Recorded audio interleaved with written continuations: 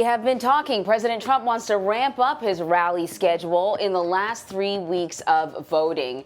He spoke to supporters at a Florida rally last night. It was his first trip outside of Washington since being diagnosed with COVID-19 less than 2 weeks ago. Many of those in the crowd were not socially distanced and could be seen without masks. Florida Governor Ron DeSantis was there. He was captured on video high-fiving attendees and then rubbing his nose.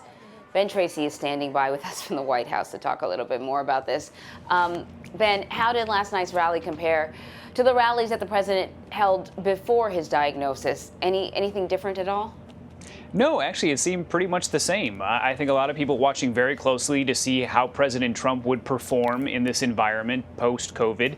And he kind of seemed like the regular President Trump. He seemed to have a lot of enthusiasm, a lot of energy. He spoke for just a little more than an hour, which is somewhat on the shorter side for a rally for him, but right in kind of the normal range. But yeah, a lot of interaction with the crowd. The president made a big point of saying that he feels great. He feels powerful, I think was the word that he used, and that he'd like to kiss everyone in the crowd, the men, the women, all the beautiful people. So the president certainly was feeling the love last night. You know, you mentioned, though, that the other thing that really did not change is there was no new precautions being taken, even given the fact that the president had coronavirus. They gave out masks, but nobody really wore them.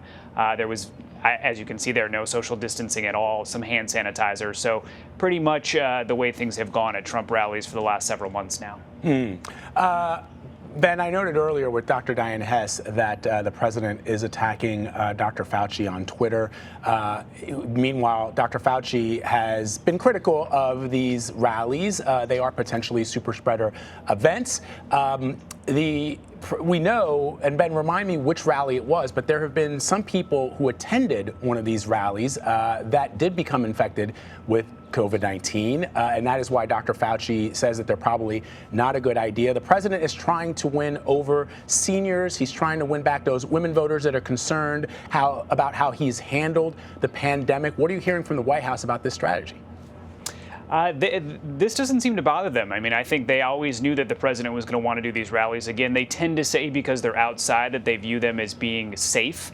We know that not to be true, though. One of his most recent rallies in Bemidji, there's now 9 people linked to that rally that have coronavirus. So if you're going to be outside and you're going to be shoulder to shoulder with other people and you're not going to wear a mask and you're going to be, screaming and chanting, your odds of getting coronavirus are pretty high if somebody around you is infected.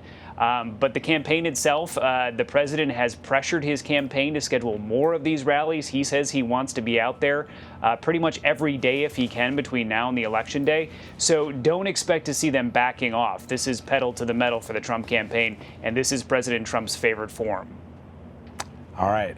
Ben Tracy for us at the White House.